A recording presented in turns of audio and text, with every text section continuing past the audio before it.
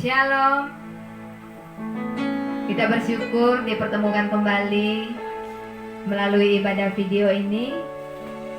Dan ibadah melalui video tidak membatasi kuasa Tuhan bekerja di tengah-tengah kita. Amin.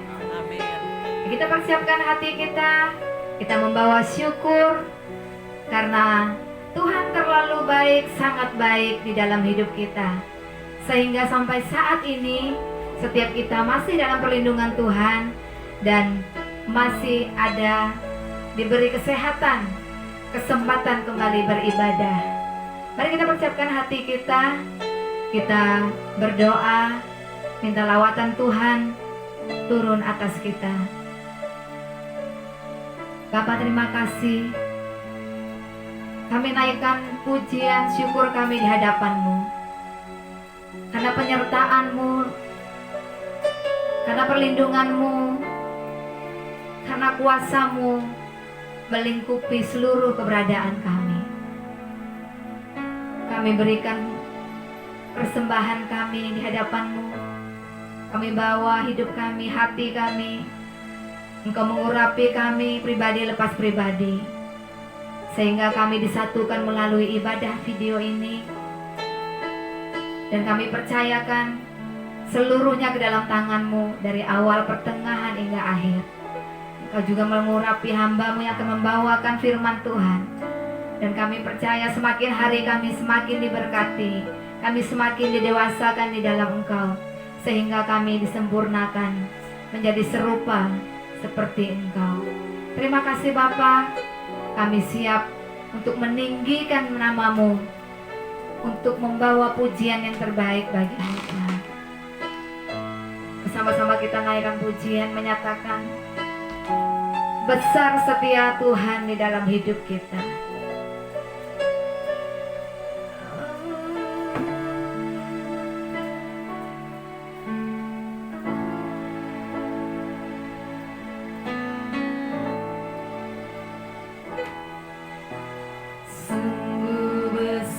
Setiamu nyata di sepanjang hidupku. Darah-Mu telah layakkan kehidupanku.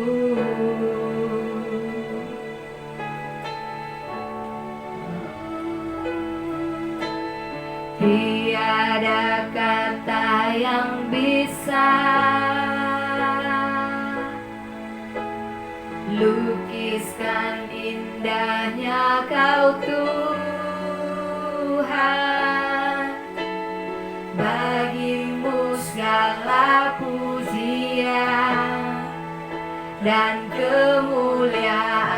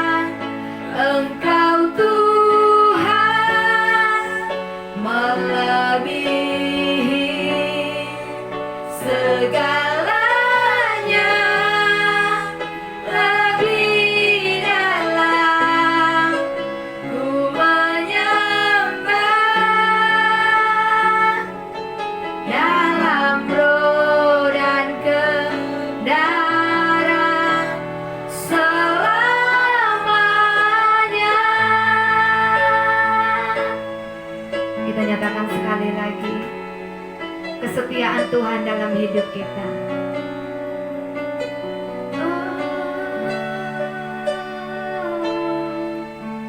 Sungguh besar setiamu, nyata di sepanjang hidup.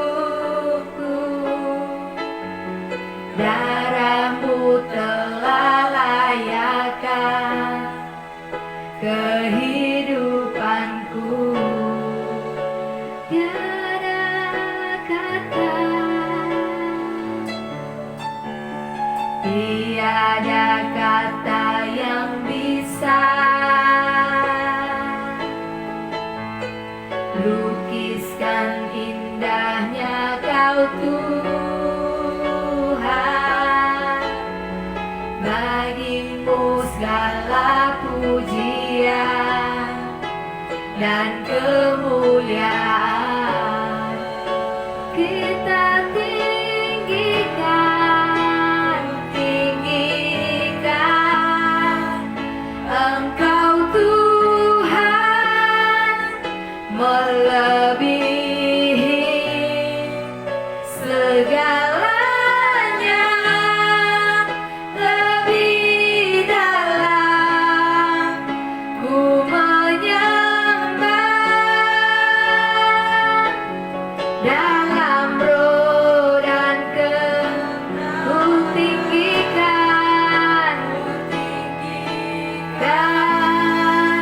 Engkau Tuhan, melebihi segalanya, lebih dalam ku menyembah, dalam roh dan kebenaran selama. Sekali lagi ku tinggikan Kau Tuhan, ku tinggikan Engkau Tuhan, melebihi segalanya, lebih dalam ku menyembah, dalam roh dan kebenaran ku tinggikan Engkau Tuhan, melebihi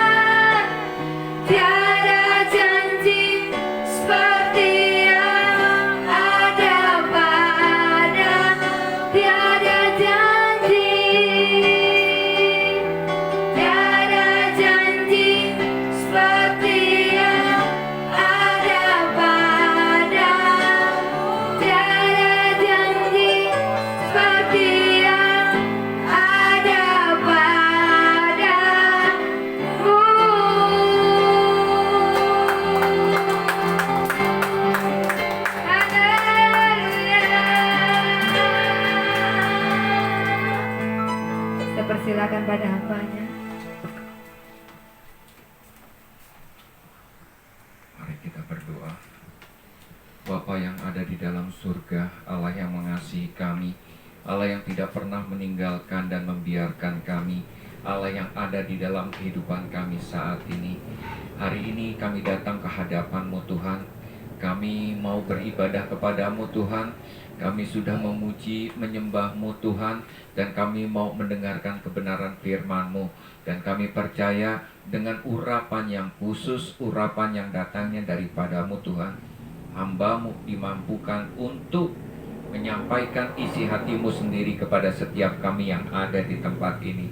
Setiap kami yang hadir Tuhan, dimanapun kami berada, kami percaya kami sudah mendapatkan urapan yang khusus yang datangnya daripada-Mu Tuhan, yang membuat kami untuk mengerti semua kebenaran firman-Mu, dan terutama kami menjadi pelaku-pelaku firman. Berbicaralah Tuhan, kami siap untuk mendengar. Di dalam nama Tuhan kami Yesus Kristus kami berdoa dan mengucap syukur. Semua kita yang percaya berkata amin. Amin. Shalom. Pada kesempatan kali ini kita sedang merayakan kenaikan Tuhan Yesus, ya.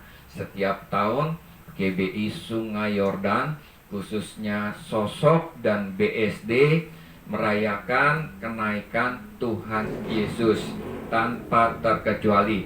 Bapak Ibu, hari ini kita mau melihat, ya, mengapa Tuhan Yesus itu harus naik ke surga. Ya, apa istimewanya peristiwa kenaikan Tuhan Yesus ke surga? Sampai-sampai peristiwa ini dijadikan hari besar di dalam bangsa kita dan diakui di Indonesia sebagai hari raya dari agama Kristen. Hari ini kita mau melihat mengapa Tuhan Yesus naik ke surga. Ya, ada 7 alasan kenapa Tuhan Yesus naik ke surga. Sebelumnya kita baca dulu Kisah Rasul 1 ayat 6 sampai 11. Kisah Rasul 1 ayat 6 sampai 11. Saya akan bacakan Kisah Para Rasul 1 ayat 6 sampai 11. Yesus terangkat ke surga. Maka bertanyalah mereka yang berkumpul di situ, "Tuhan, maukah Engkau pada masa ini memulihkan kerajaan bagi Israel?" Jawabnya, "Engkau tidak perlu mengetahui masa dan waktu yang ditetapkan Bapa sendiri menurut kuasanya. Tetapi kamu akan menerima kuasa kalau Roh Kudus turun ke atas kamu, dan kamu akan menjadi saksiku di Yerusalem dan di seluruh Yudea dan Samaria dan sampai ke ujung bumi." Sesudah ia mengatakan demikian, terangkatlah ia disaksikan oleh mereka, dan awan menutupnya dari pandangan mereka. Ketika mereka sedang menatap ke langit, waktu ia naik itu, tiba-tiba berdirilah 2 orang yang berpakaian putih dekat mereka, dan berkata kepada mereka, "Hai orang-orang Galilea, mengapa kamu berdiri melihat ke langit? Yesus ini yang terangkat ke surga meninggalkan kamu akan datang kembali dengan cara yang sama seperti kamu melihat dia naik ke surga." Bapak Ibu, saudara-saudara yang saya kasihi, alasan pertama mengapa Tuhan Yesus harus naik ke surga, ya, karena Tuhan Yesus harus kembali ke habitatnya, harus kembali ke tempat di mana dia tinggal, di mana dia berasal yang sesungguhnya. Dia bukan dari dunia ini, dia tidak tinggal di bumi ini, ya. Yohanes 8 ayat 23. Sekali lagi Yohanes 8 ayat 23 katakan, "Lalu ia berkata kepada mereka, kamu berasal dari bawah, aku berasal dari atas. Kamu dari dunia ini, aku bukan dari dunia ini." Jadi ketika Tuhan Yesus naik ke surga, Bapak Ibu, Tuhan Yesus sedang kembali ke tempat asalnya di mana sesungguhnya dia tinggal, yaitu di surga, Bapak Ibu. Ya, Dia bukan dari dunia ini. Dia datang dari surga. Kalau ikan, dia akan kembali ke air. Kalau burung, habitatnya ada di udara. Nah, Tuhan Yesus habitatnya ada di surga. Ya, jadi mengapa Tuhan Yesus naik ke surga? Karena memang tempat tinggal yang sesungguhnya di mana dia berasal, dia dari surga, Bapak Ibu. Ya, Tuhan yang kita sembah jelas dari mana dia berasal, Bapak Ibu. Tidak seperti tokoh-tokoh agama yang lain. Ya, tidak seperti dewa-dewa yang lain. Dari mana dia berasal? Tuhan kita yang namanya Yesus Kristus asalnya dari surga. Lalu kemudian dia naik ke surga, Bapak Ibu, mau ngapain? Yohanes 14 ayat 2 sampai 3 dikatakan demikian. Yohanes 14 ayat 2 sampai 3. Yesus berfirman, "Di rumah Bapakku banyak tempat tinggal. Jika tidak demikian, tentu aku mengatakan kepadamu, sebab aku pergi ke situ untuk menyediakan tempat bagimu. Dan apabila aku telah pergi ke situ dan telah menyediakan tempat bagimu, aku akan datang kembali membawa kamu ke tempatku, supaya di mana aku berada, kamu pun berada." Jadi Tuhan Yesus naik ke surga bukan hanya dia kembali ke tempat asalnya, ke habitatnya, tetapi dia mau menyediakan juga tempat bagi kita. Lalu kemudian nanti pada saatnya dia akan turun, dia akan menjemput kita, orang-orang yang percaya kepadanya. Amin. Jadi yang pertama, ya, Tuhan Yesus naik ke surga, dia harus kembali ke habitatnya untuk menyediakan tempat bagi kita semua. Ya. Yang kedua, Bapak Ibu, bayangkan kalau seandainya Tuhan Yesus sekarang ini tidak naik ke surga. Ya, Tuhan Yesus masih hidup atau enggak kalau dia tidak naik ke surga sekarang ini? Yesus tidak dikuasai oleh kematian. Artinya, sejak zaman dulu sampai sekarang 2000 tahun yang lalu dan sampai sekarang, kalau Tuhan Yesus tidak naik ke surga, Bapak Ibu, dia masih hidup sampai sekarang. Bayangkan Bapak Ibu, kalau Tuhan Yesus tidak naik ke surga, ya, dia menjadi seorang tokoh yang paranormal, ya, yang melebihi normal. Orang seumur 80 bahkan umur 100 tahun mungkin kalau mampu dia meninggal. Tapi Tuhan Yesus dia tidak meninggal, Bapak Ibu. Ya, seorang tokoh yang masih hidup sampai sekarang dan umurnya 2000 tahun, Bapak Ibu. Dahsyat atau tidak orang seperti itu? Ya, kira-kira ada gereja atau enggak kalau seandainya Tuhan Yesus tidak naik ke surga? Tidak ada gereja, Bapak Ibu. Kenapa? Buat apa kita datang ke gereja? Langsung aja kita ke Yerusalem, ketemu dengan Tuhan Yesus.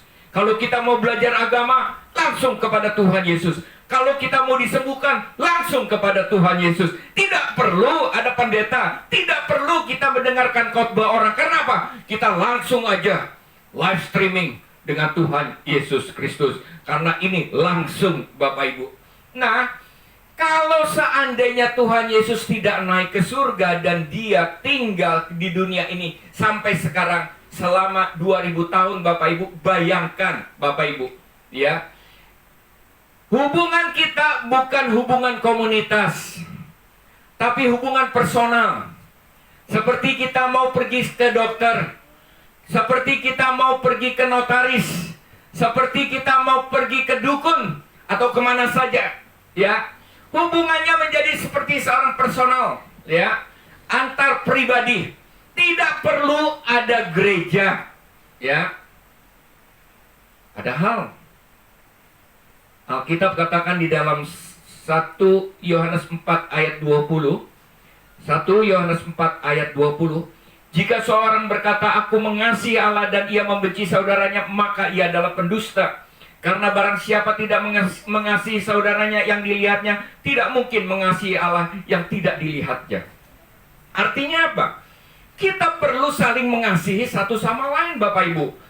Bukan hanya kita mengasihi Tuhan, tetapi juga mengasihi satu sama lain. Tidak mungkin kalau hubungan kita dengan Tuhan sifatnya personal, kita datang ke Yerusalem, katakanlah seperti itu, Bapak Ibu.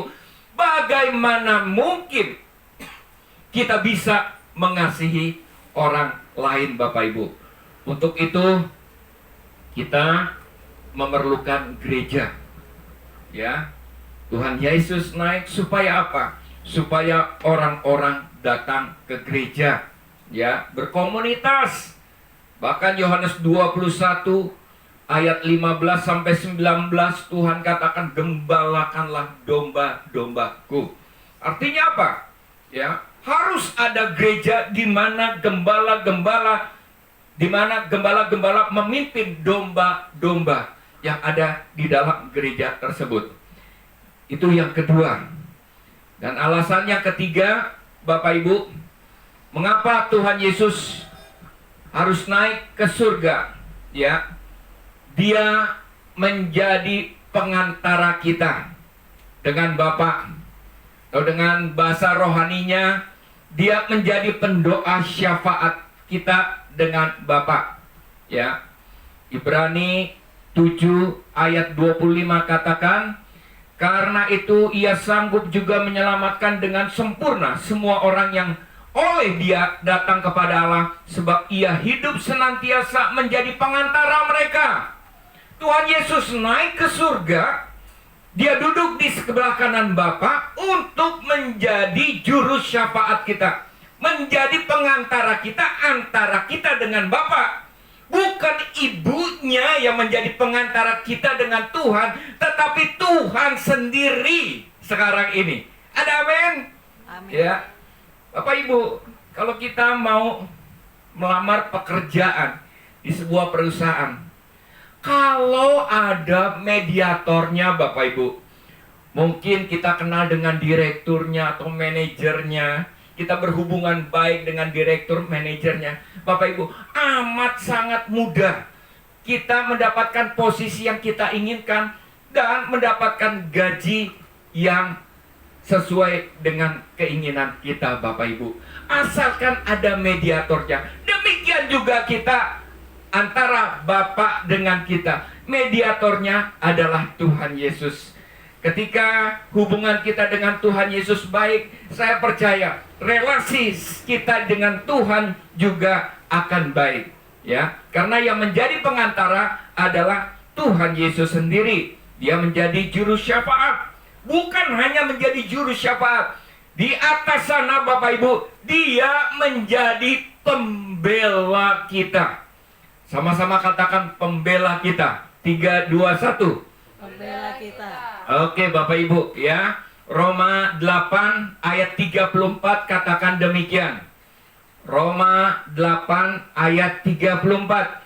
Kristus Yesus yang telah mati, bahkan lebih lagi yang telah bangkit, yang juga duduk di sebelah kanan Allah, yang malah menjadi pembela bagi kita. Ya, bukan hanya menjadi juru syafaat kita, Dia menjadi mediator antara kita dengan Bapa, tetapi juga Dia menjadi pembela kita. Mungkin pada saat kita hidup kilap, akhirnya kita berbuat dosa, Bapak Ibu. Apa yang terjadi? Tuhan akan membela kita di hadapan Bapa. Ya, Yopi Cahyadi saya kenal, dia berhubungan baik dengan saya, dia rajin berdoa, dia rajin baca Alkitab. Mungkin saat ini dia tersandung, dia sedang ada dalam dosa.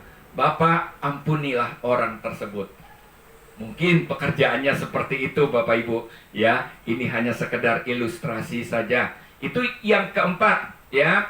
Coba kita lihat alasan yang kelima. Kita lihat Kisah Rasul 1 ayat 6 sampai 7. Kisah Rasul 1 ayat 6 sampai 7. Yang tadi kita bacakan. Maka bertanyalah mereka yang berkumpul di situ, Tuhan, maukah engkau pada masa ini memulihkan kerajaan bagi Israel? Halo, Bapak Ibu. Ketika murid-muridnya bertanya seperti ini, Tuhan, maukah engkau pada masa ini memulihkan kerajaan bagi Israel? Ini pertanyaan keblinger, Bapak Ibu. Ya, pertanyaan jaka sembung, nggak nyambung. Kenapa? Karena ayat 5 mereka sedang berbicara masalah baptisan. Baptisan Yohanes, ya, baptisan selam, atau baptisan apa saja yang mereka sedang diskusikan, obrolkan. Tiba-tiba pertanyaannya beralih, Tuhan, maukah engkau pada masa ini memulihkan kerajaan bagi Israel? Nah, Bapak Ibu, apa yang terjadi dengan murid-muridnya? Ya, ketika Tuhan Yesus naik ke surga, Bapak Ibu, seolah-olah Tuhan Yesus itu sedang diinaugurasi. Untuk apa? Menjadi superstar. Ya, ibaratnya Tuhan Yesus lulus dari dunia dan dia harus kembali ke surga. Bapak Ibu, ya, anggapan murid-murid ini salah besar. Kenapa? Karena ayat 7 katakan, jawabnya, engkau tidak perlu mengetahui masa dan waktu yang ditetapkan Bapa sendiri menurut kuasanya. Ya, mau jadi superstar kayak atau enggak melalui peristiwa kenaikan ke surga ini, tugas utama kita adalah kamu menerima kuasa Roh Kudus, kamu pergi beritakan Injil. Itu tugas kamu. Ada amin? Amin. Ya, itu Tuhan Yesus mau katakan kepada murid-muridnya. Tugas mereka bukan hanya menerima ikut-ikutan kemuliaan yang Tuhan berikan kepada Tuhan Yesus, tapi lebih daripada itu, tugas dari murid-muridnya adalah memberitakan Injil. Ya, itu yang kelima. Yang keenam, Bapak Ibu, Kisah Rasul, alasan yang keenam, Kisah Rasul 1 ayat 8. Dikatakan, Kisah Rasul 1 ayat 8, tetapi kamu akan menerima kuasa kalau Roh Kudus turun ke atas kamu, dan kamu akan menjadi saksiku di Yerusalem, di seluruh Yudea dan Samaria, dan sampai ke ujung bumi. Bayangkan, yang katakan ini adalah Tuhan Yesus. Ya, dia berkata, kamu akan menerima kuasa. Wow, Bapak Ibu. Ketika peristiwa Pentakosta, Roh Kudus turun ke atas murid-muridnya, mereka seketika menerima kuasa. Mereka menjadi orang-orang yang extraordinary. Kenapa? Karena di dalam dirinya ada kuasa. Nah, kuasa yang Tuhan berikan di dalam kehidupannya tidak membuat murid-muridnya ini menjadi orang yang gede kepala. Ya, merasa mereka lebih daripada yang lain. Orang-orang yang lain adalah orang-orang yang mainstream. Hanya mereka yang dipenuhi dengan Roh Kudus menerima kuasa menjadi orang extraordinary. Bukan itu. Sekali lagi Bapak Ibu, ini berbicara tugas yang Tuhan berikan kepada kita. Ketika Roh Kudus turun ke atas kehidupan kita, setelah Yesus naik ke surga, Bapak Ibu, apa yang terjadi? Tuhan berikan kemampuan kepada kita. Untuk apa? Memberitakan Injil ke seluruh dunia ini. Ada amin? Dan yang terakhir Bapak Ibu, yang ketujuh, alasan yang ketujuh, kita baca Kisah Rasul 1 ayat 11. Ya, Kisah Rasul 1 ayat 11. Dan berkata kepada mereka, hai orang-orang Galilea, mengapa kamu berdiri melihat ke langit? Yesus ini yang terangkat ke surga meninggalkan kamu akan datang kembali dengan cara yang sama seperti kamu melihat dia naik ke surga. Jadi Yesus naik ke surga, Bapak Ibu, bisa disaksikan oleh semua orang yang melihat pada saat itu, termasuk juga murid-muridnya. Ya, Dan cara yang sama seperti dia naik, dia akan turun kembali pada waktunya Tuhan. Kapan itu? Di akhir zaman. Ketika sangkakala berbunyi, Tuhan Yesus datang kedua kali. Yesus akan turun dengan cara yang sama seperti dia naik ke surga. Ada amin? Alasan ketujuh ini mengingatkan kita, Bapak Ibu, bahwa kehidupan kita bukan hanya yang terjadi sekarang ini. Sekarang ini kita sedang mengalami ketakutan, kekhawatiran. Kenapa? Ada bencana COVID-19 yang kita tidak tahu kapan ini berakhir. Dan orang menghubung-hubungkan dengan kedatangan Tuhan Yesus dan lain sebagainya. Orang menghubung-hubungkan bahwa ini adalah goncangan-goncangan gereja, di mana gereja akan digoncangkan, lalu akan ada kebangkitan rohani. Bapak Ibu, apapun yang terjadi, kita harus ingat akan ada akhir zaman buat kehidupan kita. Ada amin? Hidup kita, Bapak Ibu, tidak diakhiri dengan kematian fisik. Apapun yang terjadi dalam kehidupan kita, sekalipun kita mati, Bapak Ibu, tetap ada kebangkitan buat kehidupan kita.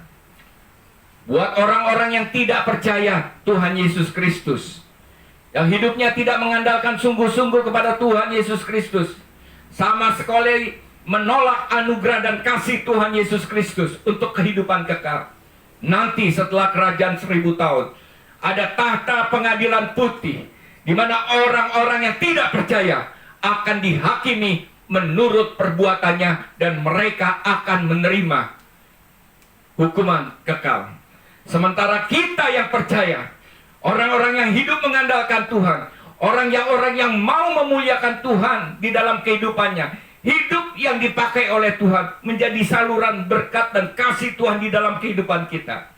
Pada waktu Tuhan Yesus datang kedua kali, kita semua akan diangkat, termasuk juga mereka yang sudah mati. Kita akan diangkat dan kita akan ikut perjamuan kawin anak domba. Ada amin? Bahkan nanti di tahta pengadilan putih, Bapak Ibu, orang-orang yang tidak percaya, mereka akan dihukum dan masuk dalam hukuman kekal. Sementara kita, orang-orang yang percaya, kita akan menerima mahkota kehidupan kekal. Ada amin? Inilah 7 alasan mengapa Tuhan Yesus harus naik ke surga. Saya percaya Roh Tuhan yang ada di dalam kehidupan saudara akan membuat saudara semakin mengerti akan kebenaran firman Tuhan yang baru saja saya taburkan ini. Dan saya percaya firman Tuhan itu tidak akan menjadi sia-sia. Dia akan berbuah, ya, dan akan menghasilkan kebaikan demi kebaikan di dalam kehidupan kita. Mari kita berdoa. Tuhan Yesus, kami bersyukur Tuhan buat kasih anugerah-Mu di dalam kehidupan kami. Khususnya hari ini, kami boleh memperingati kenaikan Tuhan Yesus ke surga. Tuhan yang kami sembah, kami percaya adalah Tuhan yang sungguh-sungguh jelas dari mana Dia berasal. Dia bukan berasal dari dunia ini, tapi dari surga. Dan Dia harus kembali lagi ke surga. Dia menyediakan tempat buat kehidupan kami. Dan ketika Dia di surga, Dia curahkan Roh Kudus dalam kehidupan kami, supaya kami bisa berkomunitas dengan sesama kami. Kami bisa mengasihi, bisa bershalom satu sama lain oleh karena Roh Tuhan tinggal di dalam kehidupan kami. Kami percaya Tuhan, kenaikan Tuhan Yesus ke surga sama seperti Dia nanti turun ke surga, turun ke dunia ini pada waktu Maranatha. Kami percaya semua kami akan diangkat, dan bahkan kami di akhir zaman akan mendapatkan mahkota kehidupan kekal. Terima kasih Bapa buat kebenaran firman Tuhan kali ini Tuhan. Kami percaya setiap kami yang ada diberkati oleh Tuhan. Yang sakit Tuhan sembuhkan. Yang berbeban berat Tuhan angkat beban kehidupannya. Yang sedang mengalami kekurangan, masalah ekonomi, Tuhan cukupkan. Bahkan Tuhan buka tingkap-tingkap langit untuk mereka hidup diberkati, dicukupi oleh Tuhan. Mereka yang sedang mengalami masalah keluarga, hubungan suami dengan istri, orang tua dengan anak, menantu dengan mertua, Tuhan juga sanggup pulihkan. Hubungan di antar kami di dalam gereja, kami percaya Engkau juga sanggup memulihkan Tuhan. Membuat kebangunan rohani di dalam gereja kami, sehingga hidup kami semakin menyala-nyala. Terima kasih Bapak. Tuhan yang kami sembah adalah Tuhan yang sanggup memulihkan kami, yang membangkitkan kami Tuhan. Kami berjalan bersama-sama dengan-Mu Tuhan, karena roh Tuhan tinggal di dalam kehidupan kami. Di dalam nama Tuhan kami Yesus Kristus kami berdoa. Haleluya. Saudara-saudara, mari kita angkat tangan untuk menerima berkat Tuhan. Jika kita baik-baik mendengarkan suara Tuhan Allah dan melakukan dengan setia apa yang diperintahkan pada hari ini, Tuhan akan mengirimkan kita berkat. Dan Tuhan akan mengangkat kita dari atas segala bangsa.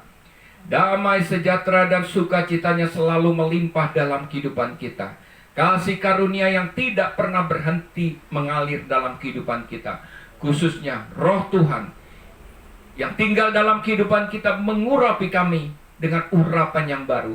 Sehingga kami dimampukan untuk hidup sebagai anak-anak Allah yang tunduk, taat, dan hidup sesuai dengan rencana Tuhan. Di dalam nama Tuhan Yesus Kristus kami akhiri ibadah ini. Haleluya. Semua kita yang percaya berkata amin. Tuhan memberkati. Shalom.